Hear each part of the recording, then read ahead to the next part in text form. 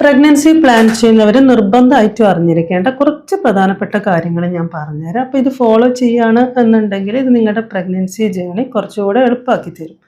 First of all നിങ്ങൾ മനസ്സിലാക്കേണ്ടത് ഒരു ഹെൽത്തി ബേബി വേണം എന്നുണ്ടെങ്കിൽ both of you should be healthy. അപ്പോൾ അതിനായിട്ട് നിങ്ങൾ ചെയ്യേണ്ടത് നിങ്ങളുടെ ലൈഫ് സ്റ്റൈൽ ഒന്ന് റീസെറ്റ് ചെയ്യുക. എന്നും പുറത്തുനിന്ന് ഭക്ഷണം കഴിക്കുന്ന ഒരു ശീലം ഉണ്ടെന്നുണ്ടെങ്കിൽ സ്റ്റോപ്പ് ചെയ്യുക.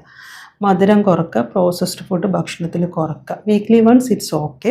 പകരം നിങ്ങൾ ചെയ്യേണ്ടത് ഭക്ഷണത്തിൽ കൂടുതലായിട്ട് ഇലക്കറികൾ, അതായത് ചീര, മുരിങ്ങയില, അതുപോലെ പ്രോട്ടീൻ സോഴ്സ് എന്ന് പറയുമ്പോൾ മുട്ട, മീനുകൾ, പയറുവർഗ്ഗങ്ങൾ, പരിപ്പ്, കടല എന്നിങ്ങനെയുള്ള ന്യൂട്രിയൻസ് ഭക്ഷണത്തിൽ ഉൾപ്പെടുത്തുക. നിങ്ങൾ ചെയ്യേണ്ടത് എന്താണെന്ന് വെച്ചാൽ അരിഭക്ഷണത്തിൻ്റെ അളവ് കുറക്കുക, പകരം ഈ ന്യൂട്രിയൻസ് ഭക്ഷണത്തിൽ ഉൾപ്പെടുത്തുക. ഇങ്ങനെ ഒരു ബാലൻസ് ആയിട്ടുള്ളൊരു ഭക്ഷണശീലം ഉണ്ടാക്കിയെടുക്കുക.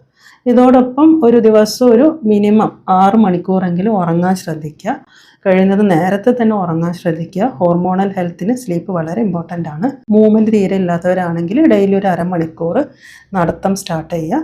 സ്ട്രെസ് ഫ്രീ ആയിട്ട് ഇരിക്കുക, സന്തോഷമായിട്ട് ഇരിക്കുക. സ്മോക്കിംഗ്, ആൽക്കഹോൾ പോലുള്ള ഹാബിറ്റ് ഉണ്ട് എന്നുണ്ടെങ്കിൽ അത് പെട്ടെന്ന് തന്നെ സ്റ്റോപ്പ് ചെയ്യാൻ ശ്രദ്ധിക്കുക. കാരണം ഇത് ഫെർട്ടിലിറ്റിയെ പ്രതികൂലമായിട്ട് ബാധിക്കും. അപ്പോൾ ഇത്രയും കാര്യങ്ങൾ ഫോളോ ചെയ്യുകയാണ് എന്നുണ്ടെങ്കിൽ ഇത് നിങ്ങളുടെ ഒരു ഫെർട്ടിലിറ്റി ജേർണിയിലും നല്ലൊരു ഇമ്പാക്റ്റ് തരും.